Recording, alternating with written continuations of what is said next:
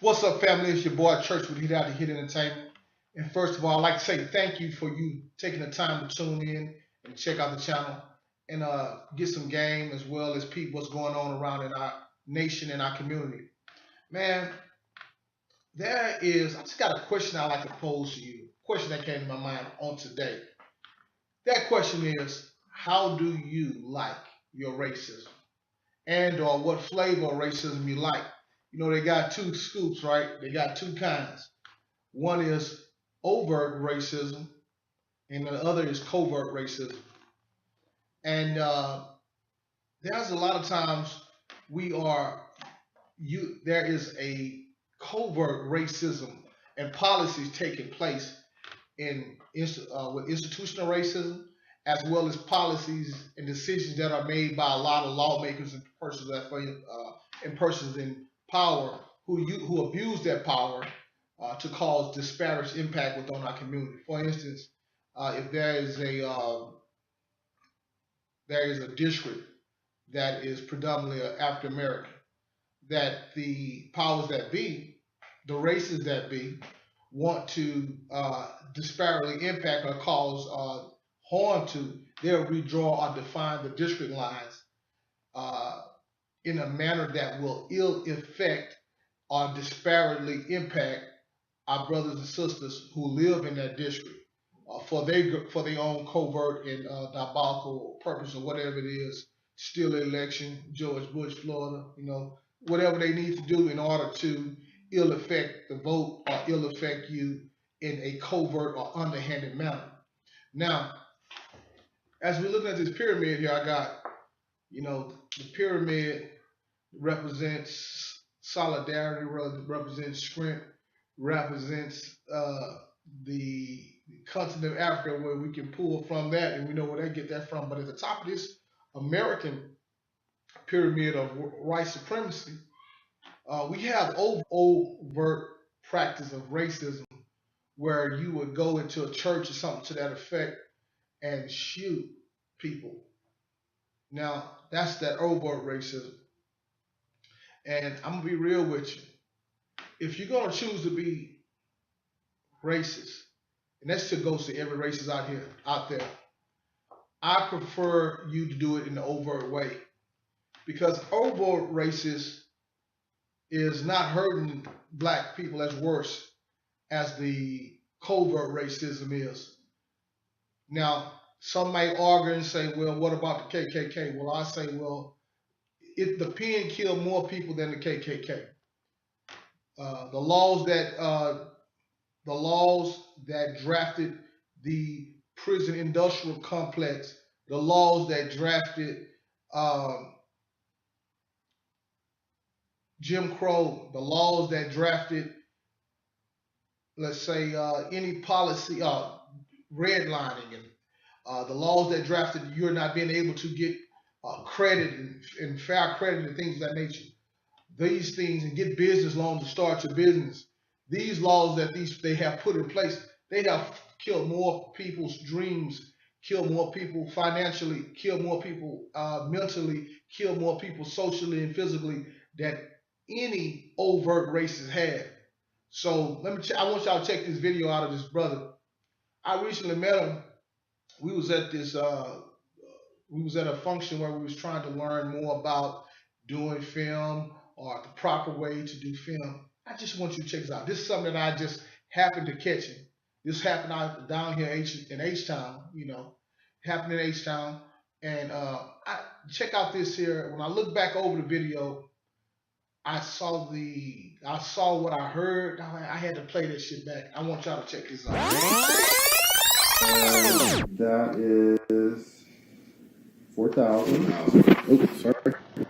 So you see how that green pops out a little bit more, and his skin tone doesn't look as muddy. You see how that kind of looks muddy with his skin tone? Instead of the two-tone on it. You look really like dark and not real, bright. Yeah. Well, So for my if I turn it to 4,000, that looks more vibrant. So on a dark person, go to 4,000. Well, you tell me. I'm gonna sit there now. Okay. It's up to you, whatever you want. So we're at 4,000. What is this light for? That's an LED. This is the adjustment back here? Yeah, so one is for the color temperature and one's for the intensity. Okay. So that's the color temperature. That's just orange. That's the blue, right? Blue. Is that 3,200? Oh, hold on. No, it's 5,300. Okay, that's the bluest right there, 56, right? Okay. So 56. that is daylight. Okay. That's for outdoors. Okay. It just got you kind of like pale a little bit. Right. Exactly. Not attractive. Oh, got you. Mine's more like 38. Go to 38 and tell me what that looks like. 38.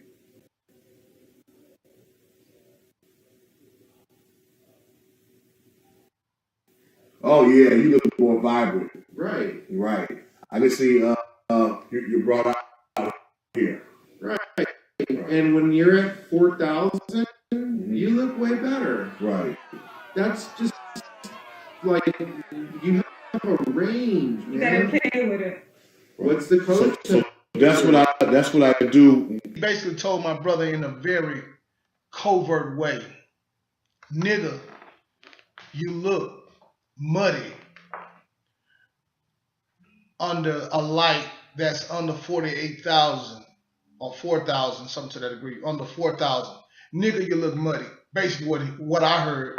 I was standing right there videotaping it.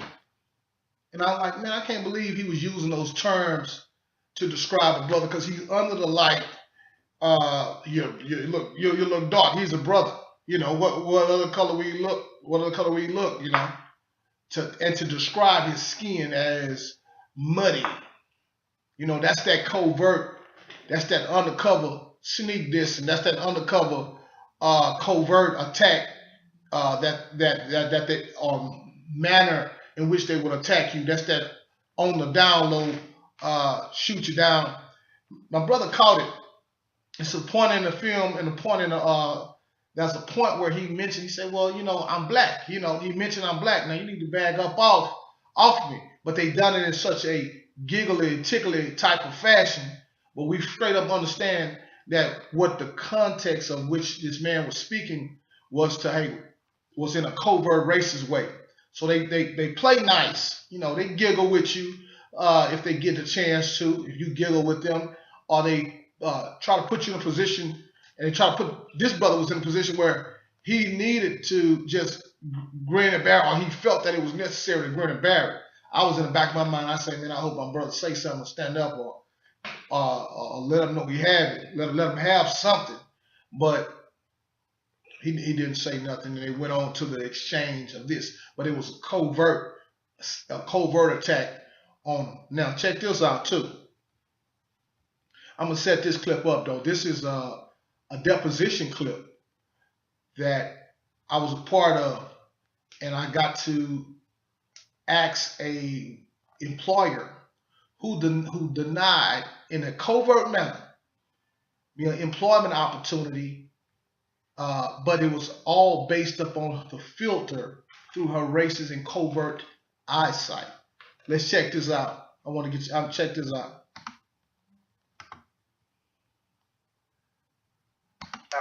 You had that affidavit on that exhibit. Which one? Which I'm exhibit? It's probably exhibit. Let me look through them. I'll find it.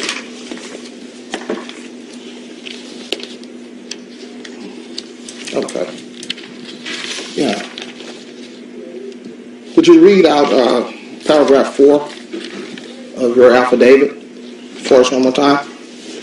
ProSource's policy and practice is that individuals who falsify their employment applications are not qualified for employment because honesty is a requirement for all their positions. This policy and practice is applied equally to all applicants without regard to race, color, sex, or any other protected characteristic. Because Manley lied on his employment application, he was disqualified from consideration for employment with ProSource. I discussed this with Manley while he was in our offices, and I explained the precise reason for his disqualification. Just paragraph 4. Just paragraph 4. I'm still on paragraph 4. Okay. Disqualification was because he lied on his application. Okay.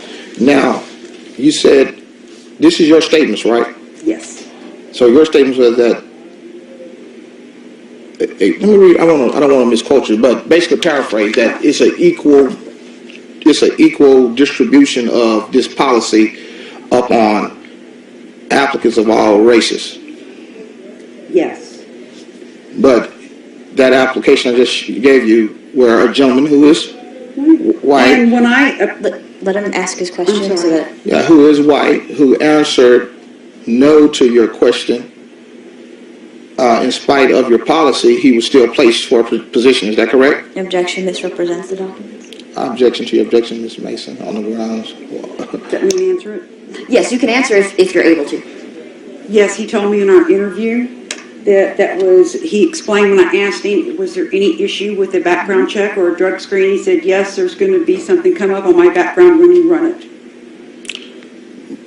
But he answered no to your But question. he disclosed it to me when I asked him. Okay. He did not say, no, nothing's going to come up. He said, yes, there's something going to come up. But he's a white male, right? No, he's not. He's Indian. That guy in this application? It may say white, but he's an Indian. The background check says he's white. I don't care what the background says. He's an Indian. Wow. Seriously. Okay. Okay. That's how. Okay. That's fine. See, when you see through the eyes of racism, you'll take your own covert and your overt racist eyes and your prejudice to cause harm and irreparable harm to others by simply just refusing to look at the facts that you stated out your own mouth. Now, in this case, this lady here, she sit there flat-footed, lied, and she tried to lie and say that a gentleman lied on his application. I lied on my application, and tried to make a comparison and contrast a contrast and analysis by saying, well, the white guy didn't lie, but she got busted up in the deposition, proven to be a liar with her covert racist policy. Just she tried to do it as much as she could underhand behind the doors, and there ain't no telling how many black people that came to her office, how many job applicants were black that came to their office and were dismissed solely upon the fact that they had maybe some criminal history in their background or some minor element of criminality in their background, but they use it as a pretextual reason to arbitrarily exclude African Americans from the job selection process. You know, so that is a covert policy that I believe is destroying people who are coming out of jails, who are trying to rebuild their life, trying to get themselves back together. African American men and women who, hey, went and paid their debt, paid their dues to society, can't get a footing because of this covert racist policy that you got to witness through this. This was a higher individual in this particular company who were utilizing her covert racist policies as a means to ill effect the job possibilities or job opportunities of African Americans who were seeking gainful employment. And that's a dirty game. You feel me? So I'd rather her been covert. I'd rather her been overt. I'm sorry. I'd rather her been overt in her racist policy as soon as I stepped in the door versus covert and doing some underhanded dirty stuff behind her back so I could have known straight up off the jump. Now, this next clip also, it's an extension of the same deposition that I was a part of, where this guy, this dude here, this last one, I say the best for last, how he utilized his covert racist policies. Check this one out. exhibit, which one is that? 16? 16, Yes, yes, sir. 16. How did this applicant answer the question, have you ever? Beginning with the phrase, have you ever? Been convicted of a crime? They answered no The answer no. on paper. What does their criminal record say? Class C misdemeanor, disconduct, indecent expose P.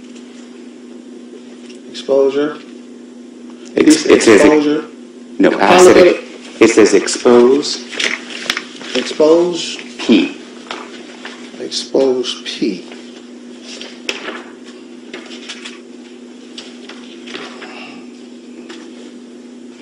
Indecent expose. Okay, I understand. Probably indecent exposure is what that offense is. It just was not long enough to put in that paragraph, put in that probably in that Object to the testimony. frame.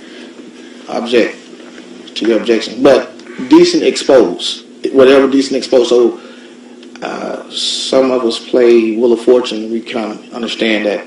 Is we know a decent exposure.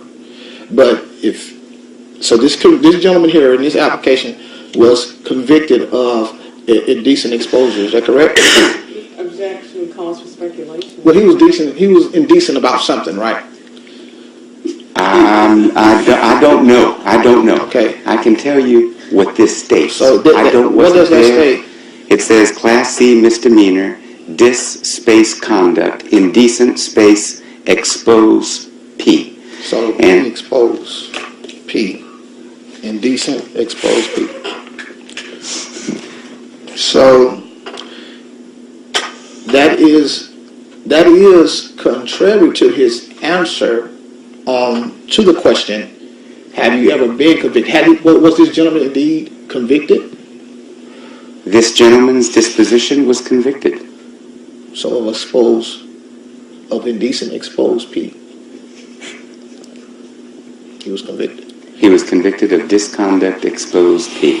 Okay, that's fair enough. That's fair enough. Notice the lawyers is laughing. Now, who was this gentleman submitted by?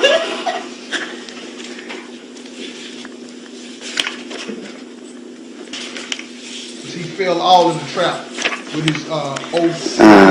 MF. He was fully exposed. Mark Ferruzzo is MF. Okay, who is the other gentleman that he was submitted by?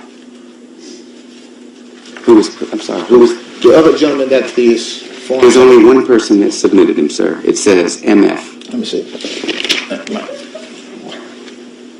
Okay, who was he presented by? He was presented by myself, Sal Rampelli. He was submitted by Sal. SR. He was Objection. submitted by MF, as I just stated. But presented by Presented by SR, Sal Rampelli. What is the subsequent step after presented? On that first the document we're looking at, I mean. The next step on this document Yes, sir. is an interview. By who? It doesn't state, but what it does state, what's not, is with my client. Okay. And was it approved by SR or MF? What was approved? What are you asking? The interview, can I look at it so I can be clear at Sure, what I'm please, saying? please do. I'm trying to convey. Sure. Yes, I see that on 10/20/2009, it shows in the log box, it shows an interview, and also in the log box 10/28/2009, it shows that this applicant was placed. Okay. I have to look at the document with you since Okay. we don't have both of them. I can't go with you along. Okay.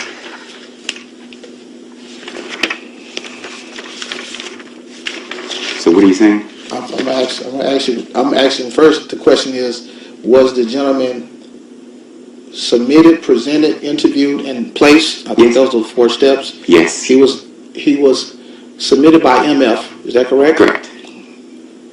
Placed, presented by SR, is that correct? Yes. Who is SR? Myself, Sal Rampelli, as I have stated several times today. What's the next step? Was it 3 is interviewed? interview. Yes, sir. Client So interview. what Client interaction interview. did you play into the interview of that particular client? No. Nothing. Okay. So why is that an issue by that SR by the interview? What that means? Are you asking me Yes, what it sir. means? What that means is Sal Rampelli changed the status of this Oh, okay, I applicant understand. he went from submitted to presented to the client. Client calls us back. They want to interview you. Okay, so Sam Rampelli was also part of this person being placed, right? Sal Rampelli was part of I deal with the client. I dealt with the client. Mark Ferruzzo dealt with the candidate. Okay. So when Mark submits a candidate, it's to a client. There are client managers. I manage this client. Okay. Now, even in spite of this particular individual saying no to the question, have you ever been convicted Yes. of a crime or agreed to enter a pretrial diversion or similar program in connection with prosecution of a criminal offense, he was indeed convicted of indecent exposed P. Is that correct? Yes, that's what this document states. What was this person's race? I don't know. I think you can look at the criminal background on this one. It might give us that.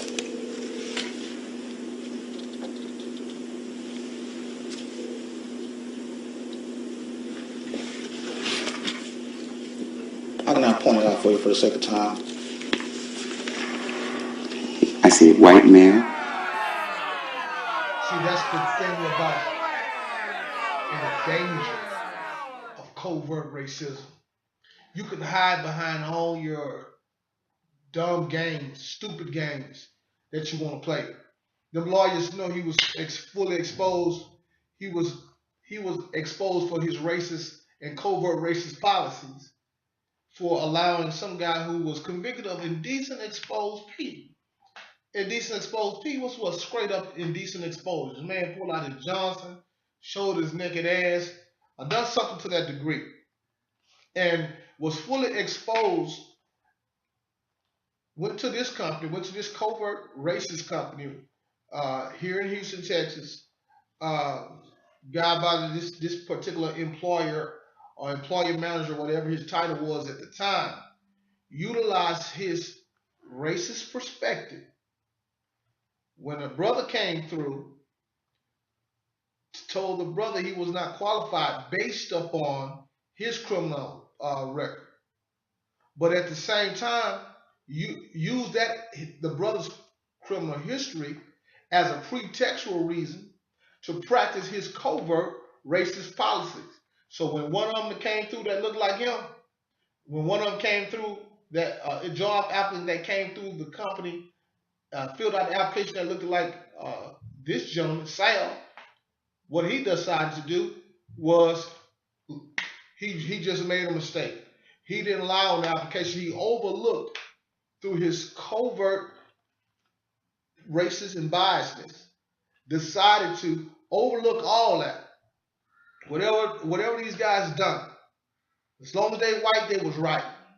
So I'm telling you, I want to pose to you again. What flavor of racism is the best that you like the best? What flavor of racism that you like the best?